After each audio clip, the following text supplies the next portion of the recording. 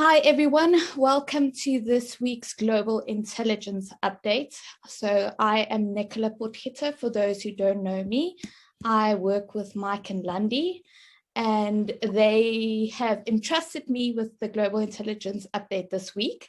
So we are very excited and honored to welcome Ian Hatton on this week's Global Intelligence Update. So Ian, for the past 2.5 years of being a Circle of Excellence member, I can honestly say that he has grown so much and made so much changes in his life personally and professionally, so which is really inspiring for all of us. I think Mike and Lundy will agree as well. And yeah, Ian is a significant leader. He works in the industry for over 20 years with some of the best brands out there. And I'm excited to hear what Ian will be sharing today on the topic of conscious leadership. So over to you, Ian. Thank you very much, Nicola. I'm just going to spotlight for everybody so that I can switch to my presentation view. So good morning. Let me get into it straight away with this.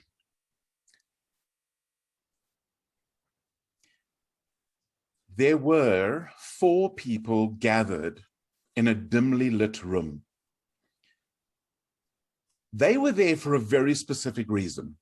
And this reason was they wanted to discuss who they really were mythically or mystically. And what they did is they decided they would spend some time thinking about it and come back and say, is there a character in a story, a mythological character, somebody that represents who they really are? And we went through everybody, and there were some quite frightening ones and some fascinating ones. My best friend feels that he is Gandalf. But they eventually got to me and they said, Ian, who did you come up with that you think you are? And I said, I really don't know. I thought about it. I couldn't come up with anything. And they said to me, but it's so obvious. You are Morpheus. And I said, oh, I wish I was Morpheus. I'd love to be Morpheus, but I'm not Morpheus. They said, no, you are Morpheus. And from that developed my understanding, and it developed from Morpheus is the god of dreams, the one who awakens dreams in others. Morpheus is the lead character of a Neil Gaiman comic series, which is now becoming a TV series as well, which is called The Sandman. But of course, we also know Morpheus from The Matrix. And I have learned so much about leadership from Morpheus, and that's what I'm going to be talking about today. Lead like Morpheus. So this is about conscious leadership in a volatile world. This is about what can we learn and apply in being Morpheus to the world that we live in. And that's what I'm going to take you through in a bit of an exploration. Now, what's really interesting is we've seen the world in crisis for some time now. And as Mike has so rightly put it, so many of these things are actually opportunities. And I love this little quote from Rahm Emanuel, who says, you never let a serious crisis go to waste. And what I mean by that, it's an opportunity to do things you think you could not do before. And that's really where I find myself today, and where I see we are in this world. And the type of leadership that is required is a leadership that turns this into an opportunity. So why lead like Morpheus? Where does this come from? What's the logic behind this? Is this just, oh, well, it's just your alter ego, Ian, so let me just pump this? Or is there something more to it? Well, as Nicola said, I've been doing leadership development work now for a long time. I used to work in a leadership role at Microsoft South Africa, and I left that to do leadership training. And so let's just talk a little bit about that. One of the things that I discovered very early on in leading in the corporate world was just the the deficits of this leadership that I found, for example, it wasn't really an emphasis on growing people. I found that there was a whole lot of telling and command and control and people cowering and people nobody being themselves, everybody trying to imitate somebody else in the way that they led. And eventually I got so disillusioned, including with my own leadership of my team at Microsoft, where I really realized that I was no longer myself. I had deviated so far from who I really am that it was untenable for me. I had to get out, and that's what I then did. I completed a master's degree in organizational leadership. I then went through a massive crisis myself and realized that there was a lot of inner work that I needed, and that awakened me to the idea that great leadership always starts from within. And I'd avoided the subject of self-leadership for the simple reason that I wasn't great at self-control, and I thought self-control and self-leadership were the same thing. If that were true, of course, it means leadership would be control. And so great leadership, great influence in the world that we have today always starts with the inner journey. And as we do the inner journey, the outer expression flows from it. And this was the life-changing moment for me. And what I discovered is the more I went on the inner journey, without changing my techniques, I was having a bigger and bigger influence as I trained leaders all around the world. I got invited to start traveling and doing leadership training all over Africa, the Middle East, Singapore, Ireland, and really most of the Middle Eastern countries and many of the African countries. And then some 6 years ago, it took another significant step forward when I was invited to become a virtual leadership training facilitator. I was trained up in it. And so this is 6 years ago. This wasn't last year when COVID hit. This has been some time now. And today I have now worked with leaders from, I counted actually just 2 weeks ago, I added the 80th country that I've worked with a leader from. And so this has now become quite a global thing. And what I've realized is there are some major deficits in the leaders around the world in the corporate space. And I'll give you a couple of ideas. One of them is there's a mindset of winning arguments is more important than influencing people towards a goal. And I just found this absolutely fascinating, how people will win a battle and lose a war. They'll win the battle of I'm right and you're wrong, but in the process, their lack of emotional intelligence leads them to the place where what they actually do is they lose the hearts of their people. And we've got a lovely saying, the people quit but stay. And I don't know if you've ever come across that concept. They quit, they're not there anymore, they're not engaged, their hearts are not there, but they still stay, they carry on earning their salary. And this is the result of poor leadership. Another one that I find, and it's astounding, is the number of leaders who behave like victims. Everything is about blaming somebody else. Somebody else is always to blame for everything going on. I've even had it where somebody has said, well, this is all good and well, but if my manager doesn't do it for me, I'm not going to do it for my people. And I'm kind of thinking, what legacy is that going to leave? Is that leadership? In fact, the victim mindset, I would venture, is the opposite of leadership, the exact opposite of leadership. And all great leaders have overcome great odds against what was going on and what was happening to them. They rose above being a victim and into real influence. One of the other things that I saw as I've been working with leaders all over the world is a mindset of it's about what I do, it's about behavior, as opposed to a mindset of it's who I am. And so these are the things that influenced, and this is why I say we need Morpheus style leadership. We need to lead like Morpheus. Now I'm going to introduce you to a model. Don't worry, it's slightly, well, for me, it's overwhelming to look at it at first. And this is the lead like Morpheus model. And it consists of three main core elements, being the awaken, how we awaken others, the method, how we have an ongoing cycle of helping others grow, and then the impact, how we influence through our own internal growth. And then it's all surrounded by a concept of virtual teaming. which is about community, collaboration, and improvement. So I'm going to take you through each of these. Don't worry about the whole model. But before I do, I just want to I'm going to quote the Matrix, so why not, you know? So Morpheus, there's a difference between knowing the path and walking the path. And this is what I so often see, is that people think behavior changes by knowledge, and they don't realize that mindsets will hold you back. They'll trump any knowledge that you have. And it's not just knowing it, it's walking it, it's doing it, and living it from the heart. And so that's where I'm kind of going with this. So I'm going to start with the first element. The first element is Morpheus awakens. It is our job, I believe, as leaders, as influencers, to awaken others. Effective leadership is raising self-governing champions. So I'm going to step you through that a little bit, through the awaken piece, the call, the build, and the release. And so the first thing is we want to call transformation. We want to call people out to transform. You may, if you've ever watched the Matrix movies, you may recall that there's this beautiful thing that comes up on the screen where it says, "Wake up, Neo." And he was being called out from where he was stuck in the system to actually shifting to where he could actually change that whole world and ultimately save Zion. And so this is really what comes out in the movie. I'm not only about the movie though, but this is what I've discovered, is the calling is diverse. It's understanding each person uniquely and turning that uniqueness into a strength. And uniqueness is culture, it's our mental wiring, it's our values system, it's all of those things. And how do we take those and convert them into strengths?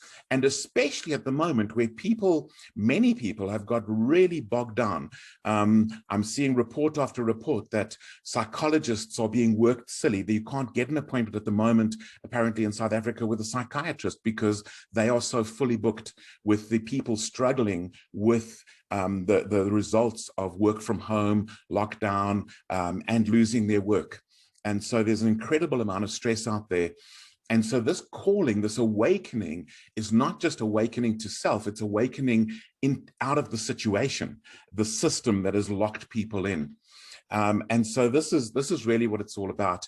And it's about calling those people out and awakening them. Then the second piece of this is the building sustainable capacity. And I already mentioned it's mindsets and beliefs over knowledge and skills. Doesn't mean knowledge and skills aren't important. They're critically important, but it's the easy part. The much more difficult part in working with awakening others and building them is changing the mindsets and the beliefs, because we often have limiting beliefs. We often have mindsets that limit how much we can grow. And the people that you're trying to influence are often struggling with exactly that as well. They're struggling with the mindsets and beliefs that are really holding them back. And it's beautiful when you watch in the Matrix movies. One of my favorite moments is after Neo has been trained, after he's practiced all sorts of things, martial arts, various things. Eventually there's a scene, it's in a subway. And in the subway, Trinity gets out of the Matrix. Neo is still in, and Trinity says, "Run, Neo, run." And he doesn't. He turns and he faces the agent who is there to kill him. And Trinity turns to Morpheus and says, "What is he doing?" And Morpheus said, "He's beginning to believe." And it's that belief that changes everything, because that's when he fights back. That's when he learns to dodge bullets. That's when he then learns to fly. And it's really about the beliefs and mindsets that hold back. And our job as leaders is to awaken people to move beyond the limiting beliefs and mindsets. And so that is what the second component of the awaken is. So we call, we build, and then we release. And releasing true genius is the goal of leadership. And the goal of leadership is about launch. Now, many of you are parents. So I want to just give you this as an example. A parent is a leader because a parent influences, okay? The goal of great parenting is for your people to fly, your children to fly. I've got a friend of mine who says, my job as a parent is not raising children, it's raising adults. And this is the goal of leadership, is how do we raise our people to launch them? And one of the big mistakes that I see as I train leaders around the world is they want to hold on. They want to control. They don't want to set their people free. They actually want to limit them and control them and micromanage them. And this is the opposite. This is the release of the true genius inside everybody. This is the release of Neo so that he can make the decisions that ultimately lead to him saving Zion, because he has that freedom. He's been launched, he's been released. And so what I find is one of the big things that I struggle with is when I see leaders who are wanting to control, and great leaders produce great leaders. And we're going to come to that in the last piece of this model. So there we go. That is the first element, the awaken element. Now, we have a bit of a question for you. So Nicola, if you could just post that question into the chat. We have here, what are your biggest challenges in reawakening people post-COVID? Anybody want to put some answers in on this one? What are your biggest challenges in reawakening people post-COVID? And this could be people you lead and influence. It could be your own family members. It could be social influence. It could be your clients.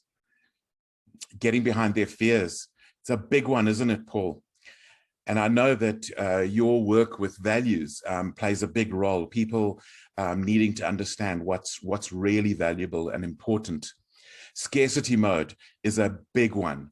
Another Ian's fan. Thank you. Scarcity is significant. I realize more and more as I'm working with people that scarcity actually gets completely in the way of almost anything creative, anything of liberty is limited by this idea of scarcity. Wonderful one. The victim mindset, thank you. Diane says, 21-year-old daughter, biggest challenge is how to be social again. Isn't that fascinating? One of the things, by the way, Diane, and I'm going to be exploring this a little bit later on, is that the whole idea that to me was so destructive was talking about something called social distancing. It's not social distancing, that's the issue. It's physical distancing. We want to physically distance, not socially distance. And the whole idea of how do we engage with deep and good solid social relationships. And I'll be coming back to that in the last section again as well, when I talk about teams. So I'm going to talk about that. Thank you. Shazar is saying, working with the untruths that are prevalent, helping people to believe. Yeah, there's a lot of misinformation on both sides, where we get all sorts of weird things that are coming through, and getting people back to their core. I find some people are so obsessed with, for example, conspiracy theories. And of course, conspiracies exist, but they're so obsessed with them that it actually moves them from their purpose. They disconnect from who they really are because they're obsessing with stuff out there instead of finding their security in who they really are. So thank you, Shazar. Mary's saying that what they have and always have had, the power for change. Absolutely. So we've got to reawaken that power for change that's within everybody. Fear of the unknown is really an interesting one. Apparently, it's one of the few things that every single culture in the world has, that you find that every single person in the world has a fear of the unknown. Not every person, every culture in the world. And they've gone through from the Inuits to the Aboriginal people, to every single culture has a fear of the unknown. And great leadership makes the unknown known, even sometimes to be able to say, we don't know, but this is what we're going to do, is even better than that unknown. And so the fear of the unknown is massive. We've also got managing the overwhelm, which is changing neurobiology. Big one. Thank you. And it really is about reawakening that sort of self-knowledge. And hopelessness, thank you, Melanie, is massive. And I guess great leadership always brings hope, even to the point where it's, again, things are uncertain, we don't know for sure, but this is where we're going, addresses that. And then fear of change and embracing change is, again, a massive one. And I think it's how do we instill that change is an adventure, not something to be feared. Excellent, thank you. So I'm going to continue in, and we have some more questions coming a little bit later, but let's get into the next element, which is called the method. Morpheus has a method. Morpheus's method is that effective leadership is engaging with self to engage and build champions. And so this is really where it gets quite kind of interesting, is what do we do to do that with people? And the first element is connecting with self to connect with others. There is an element of, if we are not connected and secure in who we are, it's very difficult to be able to serve and help others. And this is where intentional active listening comes in. Do we listen to ourselves, and do we really listen to others? And to do active listening, don't we maybe need to be very self-aware and address our own needs so that they don't interfere with our ability to listen to others? And so this whole idea of active listening, sometimes just being quiet, being with somebody and being quiet. And by the way, I've started to even do this online, and it's fascinating how sometimes I'll ask somebody a question and they will sort of give me an answer, and I'll kind of go, and then I get a much deeper answer. And just that whole thing of listening actively, reflecting back what you're hearing, making sure you're understood. And I'd rather reflect back wrong than not reflect back. I'd rather go, you know, if I'm understanding you correctly, what you mean is A, B, and C. And they kind of go, no, only C, but the reason it's important is this. And then I go, now I get it. And they feel heard. Anybody, raise your hand if you've ever had the experience of really, really feeling heard, like somebody got you, they really got you. Just raise your hand if you have that. Okay. And what's the impact of that? What's the impact when you feel heard, when people really get you, get what you're saying? What's the impact of that? Let's get some chat going about that. Trust, big one, absolutely critical. So this whole idea of active listening, it builds connection and it builds trust and loyalty. Now, on these rapport, on these brilliant things for a leader to have, an influencer to have, is the connection, the unconditional love. You have all of these coming through that are so wonderful and brilliant. So thank you for those comments. Thank you, Philippe. Very good. Okay, so the next component of this one, connecting, we go on to stimulating. And it's really about bringing new perspectives. And how do we bring new perspectives? Not by telling people, but by asking people. So I had an absolutely fascinating session just last week with a bunch of leaders, believe it or not, in the banking industry in Zambia. And it was a fascinating session. And I found a way of phrasing a particular question. And I asked them, because they were all struggling with the idea of the leader as coach.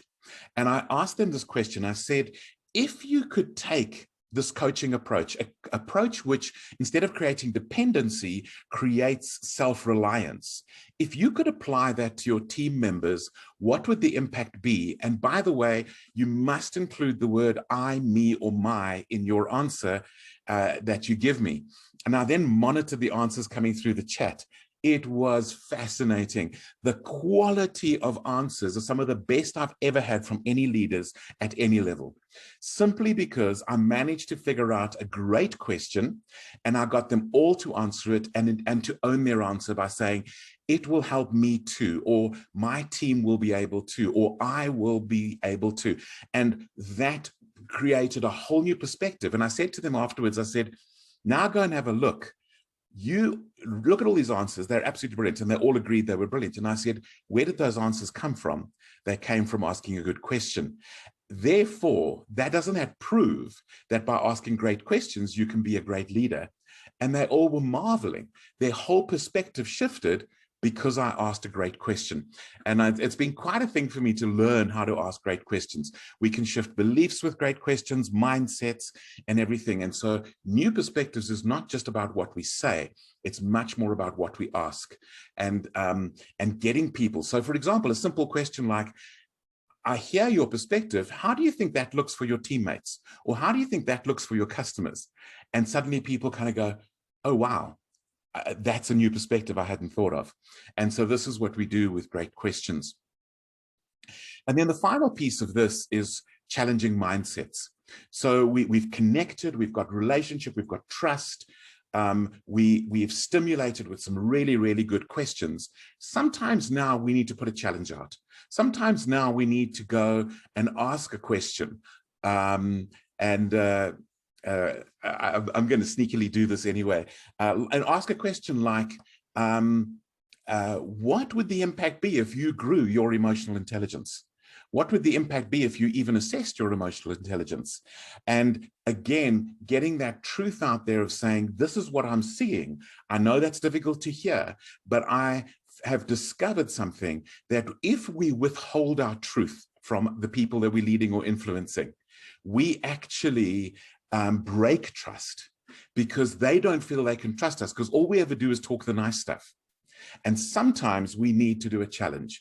I'm not saying this should be all the time, but sometimes we need to do a challenge, and we need to give them. And I'll give you a classic example. I was working with a manager in an IT firm, and she had a problem that one of her staff members had terribly bad breath, terribly bad. I mean, literally people would step away when he spoke to any of them.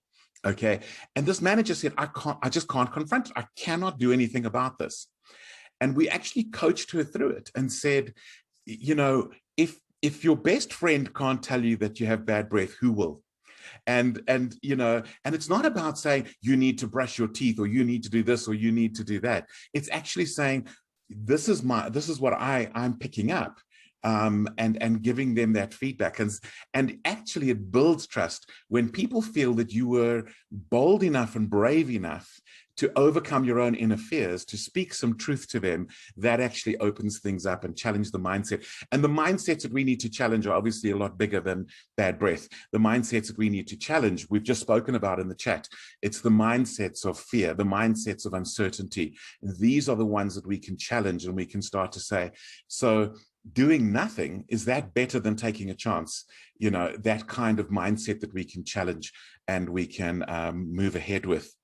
Okay, so that is the second part of the model, which is called method. It's a particular method. It's a cycle, by the way, that goes on and on and on very regularly in all of my engagements with everybody that I lead and influence and mentor, is connect, stimulate new thinking, challenge. Connect, stimulate, challenge. It's this ongoing cycle that great leaders do.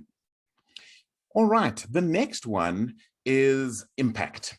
Impact is at the bottom because it's kind of foundational, and impact is about being conscious, tenacious, and triumphant. And so this impact one for me is really, really interesting. This is the real becoming one with self that leads to a tenacity that leads to success. So let's take you through a little bit of this. So becoming conscious. We know a lot about mindfulness and meditation. In fact, if you've got any questions, Philippe is the one who can help you with that. He is an expert. I've got a meditation practice myself that's been going now for about 4 years and has had a significant impact on my life. And I think it's very difficult without the self-awareness and the self-acceptance that comes from a mindfulness practice of some kind. And there's various facets to it. But I want to add in here the idea of emotional intelligence. Emotional intelligence, that thing about self-awareness that leads to self-management, and then social awareness that leads to relational management, that we can manage relationships better. And this is foundational about consciousness. So as much as the practices of mindfulness are critical, the growth of the skill of emotional intelligence, I want to say that again, emotional intelligence is a skill and it can be grown. And so this is where we can go with this. And by the way, those of you who are interested, is I have a new webinar launching later today. Coincidence, it's the same day as this one, and it's the Morpheus Intelligence Update. It's just 30 minutes. It is aimed at South Africa lunchtime, so it's 1 till 1:30 this afternoon, South African time, which is exactly 4 hours from now. So for some of you, that's going to be a little bit late, but that's okay. And the link to register for that is in the chat there. You can copy and paste it. It's at morpheusgenius.com/. #contact is where you can register. And by the way, if you can't attend, but you're very interested, if you register anyway, we will send you the recording. So I understand that, Philippe, it's not going to work for you. But if you do register anyway, we'll send you the recording. It's only going to be 30 minutes long, so it's not going to be too much of a pain to monitor. So that is what I'm doing today. Is emotional intelligence limiting your health, wealth, and influence? And there's a lot of research around that, which I'm going to take you through, anybody who wants to attend this afternoon.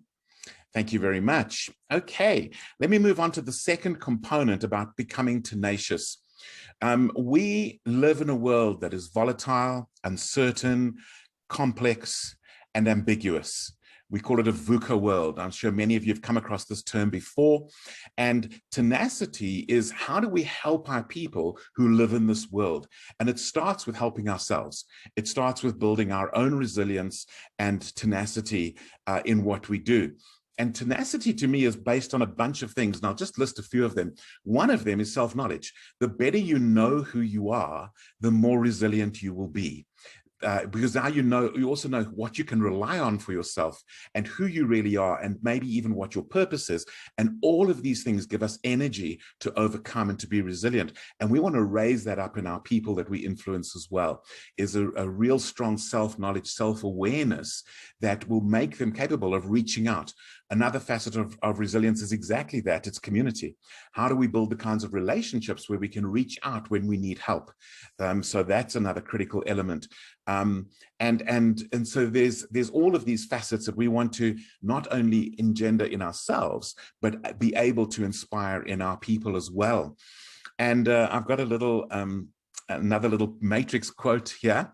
And this is about Neo, but by Morpheus. And Morpheus says this: I don't know what he can do to save us, but I know that as long as there's a single breath left in his body, he will not give up, and neither can we. And so this is really, really an interesting quote, in that the way that Neo was raised by Morpheus is empowered him to take his motivation and everything on board, his knowledge, knowing who he really, really is, and that he will never give up. And that's exactly what happened. And by the way, everybody stopped believing that this was possible except Morpheus. Morpheus was the one who believes. And I think it's so important that we as leaders hold on to good beliefs. We obviously need to deal with bad ones, but we want to hold on to the good ones, because that becomes a solid rock for our people to anchor on. And so we really want to continue with that as well. And all of this, the consciousness and the tenacity, is where our success comes from. And our success will come from being influential through others. Morpheus' success in saving Zion was Neo saved Zion, not Morpheus saved Zion. And this is really what it's about. Our biggest successes will be through others. Yes, there's many things that we will do and we will influence in the world, but our biggest successes, our lasting impact, our legacy will be what our people did, what the people that we influenced end up doing. And that's really where the real triumph comes in. You know, for us as parents, what our children do, how they do things better than we do. I see this with my children, how much mature they were in their 20s than I was in my 20s. In fact, probably than I was in my 40s. But anyway, the reality is that there's so much that we can do through others. And in everywhere where I lead, it's all about how can I raise people up to have an even bigger influence than me. And that's really the attitude behind it. So, but that comes from a consciousness. It comes from a self-awareness. It comes from a getting beyond the sort of selfish, even the selfless paradigm, but actually being in integrity with self. When we have integrity with self, it brings us tenacity and it brings us success. And so that's where I'm at with that. Now, the final piece of this model is Morpheus is a team player, a team builder. And virtual teaming is becoming the critical skill at the moment. And I'm going to take you through some pieces which may be quite alarming and may be quite significant. But effective leadership this time is leading champions in virtual and hybrid environments. We really want to build the kind of environment where our people maintain all the community collaboration and improvement that is the potential of a team. This is the 1 + 1 = 11 that Mike so often talks about. So let's start with the first element of this. It's community, which is about trust and connection. And what we find is that in the virtual world, one of the things that suffers first is community. Is so many people end up feeling disconnected, where leaders are allowing people to become isolated. The extroverts are suffering because they need the social contact. The introverts are suffering because they can hide. And everybody's struggling like crazy. And we want to make sure that, yes, obviously the introverts have less of a social need than the extroverts, but we all are wired to connect. Connection is a fundamental of how the human brain works, and it's a fundamental of how thriving societies work. And so we want to establish trust and connection. Very interesting thing about trust. Just pause for a moment and think about who the person is in the world that you trust the most.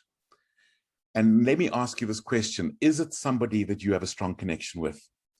You see, connection and trust are intimate. Connection is the backbone of trust. Yes, there are other elements to trust. We want to trust people for their competence. We want to trust people for their reliability. We want to trust people for their values. But in the virtual world, the piece that has suffered the most is connection. And therefore, we've seen a breakdown in trust. And so we want to have the relationships that we can build with being experts at virtual relationship building. We want to be able to share the resources that are available so that we can, people feel like they've got access to what they need to thrive. And that also builds trust when they feel like you're providing them with what they need. And finally, purpose. People rally around a common purpose. One of the most essential human basic needs that we have is not just relationship, but connection to something that is a common purpose. And if you look at who you're leading and influencing, where is that common purpose? If it's a team, does that team have a purpose?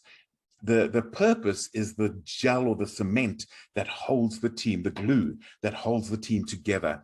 And when we're all working towards a common purpose, we have one direction. If everybody's got their own purpose, we have no direction in what we're doing as a group or as a people. And so this is where it comes in so critically, the connection with people, with resources, and with a common purpose. Okay, second last one. This is collaboration. In the virtual and hybrid world, we have a need to become experts at collaboration, which is about brilliant communication and brilliant synergy. Now, I'll give you a little clue. One of the biggest mistakes in the hybrid world is the over-reliance of email, where people are using email thinking it's a collaboration tool. Email is not a collaboration tool. Email is an information distribution tool. In fact, the origins of email is more than a century ago with the old inbox, outbox that we used to have in the paper world more than 100 years ago. And it's not a collaboration tool, it's an information sharing or distribution tool. And to me, we need to be much cleverer about how we structure our teams, our meetings, and the technologies we use for collaboration. There are some brilliant new technologies out there for really good collaboration. And structure-wise, in the virtual world, the smaller the team, the better. We can sometimes in a face-to-face world get away with slightly bigger teams. In my opinion, when you have a group discussion and you have more than 5 people, you already have one person as a passenger. And then you've got to really work hard to involve everybody. And so my ideal is a core team of about 3 or 4, maybe at maximum 5 people. Then you have a circle beyond that of the next level, and then you have the whole team. If you've got a large environment, that's what you need. And that way you can actually manage. And when you give work, you give it to subgroups. You don't give work that everybody just goes and does on their own. You create collaboration, communication, synergy by assigning a task to a group of 2 or 3, because that again is a great size. So that's where the structure comes in. Meetings, video, video, video. You want as much as possible to handle that. And you want to have the kinds of meetings which have focus. They need to be quicker than face-to-face meetings, because in actual fact, you can achieve in a 1.5 hour meeting what used to take 2 hours face-to-face, but people are 30% more tired afterwards, so we need space. Really important to be handling that. And then the great technologies, collaboration technologies, meeting technologies, platforms for collaboration, which are much better than something like email, which is actually very seldom ideal in a team environment of any kind. Okay, and then the final piece is continuous improvement. This is about maximizing and sustaining your virtual team, your virtual group. This is about instruments. There's so many good instruments, and if you're interested, I've got lots for measuring how a team is doing. But let me explain the fundamental issue. Is most teams I've ever worked with, they continually talk about the goal or the task, and they almost never talk about how are we doing as a team and how can we improve as a team. And when I find that we can do those little assessments, how are we doing, where can we focus, how could we do this better, are we living our values, are we living our agreed norms, those kinds of things. How are we handling conflict? How are we handling decision making? What do we do if somebody's not delivering? Those kinds of things are critical for moving a team forward. And this is all about maximizing and sustaining. There's instruments, there's specific skills we can do. There's even roles we can have people play that all grow and assist this continuous improvement in the virtual and hybrid world. You know, we can ask questions like, how are we doing in our community? Or do people feel connected? Do people feel isolated? And this is where it's so critical, especially in the current situation. So that is me just going to wrap it up. And I want to wrap up this section on virtual teaming and virtual leadership with another quote from the Matrix. And this quote is Morpheus again saying, if real is what you can feel, smell, taste, and see, then real is simply electrical signals interpreted by your brain. And the idea behind this quote is very often I hear people talk about, well, in the real world and in the virtual world, and in the real world and the virtual world. Well, I don't know about the rest of you, but I have real relationships over virtual technology. And this is the key, real relationships over virtual technology. And in fact, if when something is stimulated through your eye to get to your brain, it's an electrical signal. What your taste can go to your brain through electrical signal. What we touch is through electrical signals and the vagal system and into the brain. This is all electrical signals. And the fact that we now have real relationships over virtual connections is just lengthening that signal a little bit. And we want to use the technologies well. We want to use video well. We want to use all of this well. And that leads me to questions. So I know, Nicola, you've got some questions we can put in the chat as well. But any thoughts, any ideas? Anyone wants to go first before I start?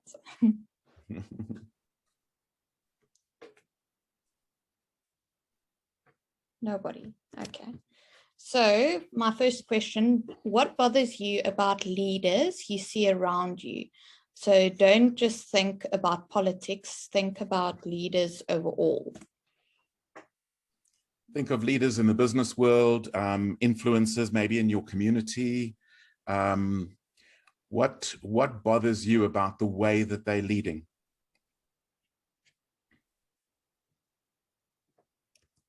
Feel free to unmute yourself if you want to answer or say something. Diane's comment, I love. So many people say Zoom fatigue. Isn't that just a crazy statement when we're all building relationships virtually? And you're absolutely right. It's just a medium and we need to use it wisely though. I think Zoom, the real issue of Zoom fatigue is the poor usage of virtual technologies. And if we're not experts at doing it well, it's much more tiring. So good one. Thanks, Diane. Can you lead clients? If so, how would you go about it? Lovely question, Philippe. So Philippe, my comment on that is that for me, the fundamental of leadership is influence. And if you can't influence clients, then I think you probably are going to fail in your business. And so so really, how would you go about it? Well, I would connect, I would stimulate, I would challenge, I would awaken, I would call, I would build, I would release. I would impact by going on my own inner journey and building my consciousness and the tenacity to help them through their problems that will lead to their success. So I think everything we've just done, and then of course all the virtual skills come on top of that. So I don't know, Philippe, if I'm answering your question, but to me, every piece of this can apply in the client world. And maybe it's because we sometimes think that lead means boss. We don't have to be the boss of our client. We can be the influencer of our client. Okay.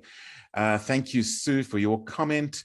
Dictate, says Melanie. So yeah, there's too much dictatorial leadership. And by the way, Melanie, I believe that the basis of that is insecurity, that as people are insecure, they feel the need to control. When we become secure and conscious, a consciousness and a tenacity that grows out of being secure in ourselves, we have much less of a need to dictate and control. Consistency, big one, Mary, thank you very much. And again, don't you think that the consciousness, the tenacity that we can build in ourselves will lead to much more consistency?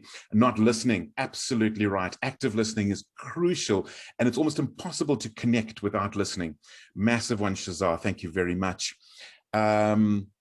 Dumbledore, Paul, thank you so much for reminding me again. So this was again Paul discovering who he really is. Thank you, Dumbledore. And love the influencer part. I see support and facilitation as a basis leadership. You're absolutely right. And all of what we've just said here applies as well. And then lack of connection between the business owner and operator and the team. Exactly. Without connection, it's really difficult to have trust and therefore to have team. Brilliant one. Ethical leadership. Thank you, Elri. Again, I would say it comes down to real consciousness. Really conscious leaders are automatically, in my opinion, more ethical. But also there's a transparency when we are following the connect, stimulate, challenge process as well, which can also build that. Excellent. Great answers. Nicola, shall we do the last question? Yes, last question. Where do you think the gaps are in leadership development?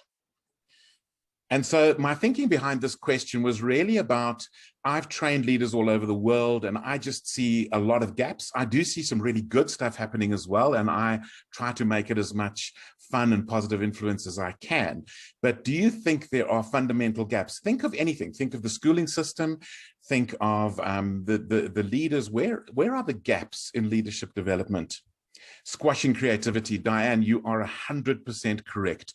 Micromanagement is the opposite of inspiring creativity. And it's again that control thing, that dictatorial thing that Melanie was talking about, where the more we control, the more we kill creativity. Whereas if you think of the awaken, build, release, it's all about creating the space where people can, with integrity, do the right kinds of creativity. Okay, how they see themselves as human beings is massive. And in fact, Paul, I'm going to add to that. One of the things I've come across all over in the corporate leadership world is that a lot of leaders think they're supposed to be perfect. And the problem with that is that they then present themselves as machines, and people immediately pick up, number one, on the hypocrisy, but secondly, nobody wants to follow a machine. People want to follow a real human being. And therefore, we need to sometimes show some of our vulnerability, not to the extreme so that they lose hope, but vulnerability in the sense that we can apologize, we can admit to mistakes. And there we can then bring our humanity and open the way for their humanity as well, the people that we lead and influence. So I think that's massive, seeing how we see ourselves as human beings and how we project that to our people as human beings. The intention to be conscious leaders is a big gap. I find most leadership is behavioral. You must do this, and you must do this, and you must do this to your people, and you must do this, and you must do this. And very little of it is the inner journey of consciousness. Really, really big one. Yeah, cover your ass versus being proactive, leadership versus management. There's so much of that CYA that goes on in the corporate world. I see it all over the place. Everybody's doing that instead of building great longer term, sorry, I got a big helicopter just flying past, doing that instead of proactively building their people. And a lot of it is firefighting instead of fire prevention. And a great leadership focuses on the things that are important but not urgent, because they're the ones that will stop the crises from happening in the future. Sue has said not being in a state of curiosity and constant discovery, feeling they're supposed to know everything. I love what you're saying there, Sue. And this is this thing where leaders think they're supposed to be right all the time. And being right is in some ways the opposite of leadership, because it's not about being right. It's about influencing and growing people. So I love what you're saying there. And this whole idea that you're supposed to know everything is actually defeating great leadership at the moment. And then finally, we have from Mary, need to create space for deep personal development as well as business leadership. Absolutely. That's exactly what we need. And I think you're absolutely right. The personal development combined with great business skills will create great business leaders. And so often the personal development piece is missing. Well, I think that's it from my side. I will switch back my view. I'm going to switch back to the gallery view for me so that I can see everybody. Any last questions or comments from anybody?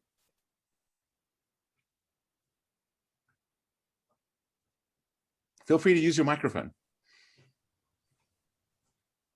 Loved your presentation, Ian. Very impressed. Thank you, Paul. Appreciate it. Yeah, same from my side, Ian. Very insightful, very thought-provoking. Really, really enjoyed it. Lots of gems in there. And I really want to give a special word of thanks to the fan club. Never seen that before. Just think it's hilarious, but intimidating. But thank you very, very much, everybody. Thanks, Ian. It was brilliant. Excellent. And I said in the chat, but it's really awesome. I want to say it again, that sense of to be a true leader, to have those around you showing that leadership that you have, be through their greatness, through their coming forward. It's super important. That. Thank you. Thank you, Shazar. Precious, precious lady, Shazar. Yeah. Okay, so I think that's it for today. Thank you so much, everyone, for joining. Thank you, Ian, for this amazing talk. I think there was a lot of food for thought and things that everyone can incorporate in their daily lives. So we really appreciate it. And then next week, we will have Rainer Patek from Germany on the call. So for those who want to join that. And then, yes, have a lovely evening, afternoon, morning, wherever you are. Thank you so much for everything. And thanks to everybody who's suddenly registered for the events later today. I really appreciate that. Great. Thanks, Ian. Thanks, Nicola. Bye, guys.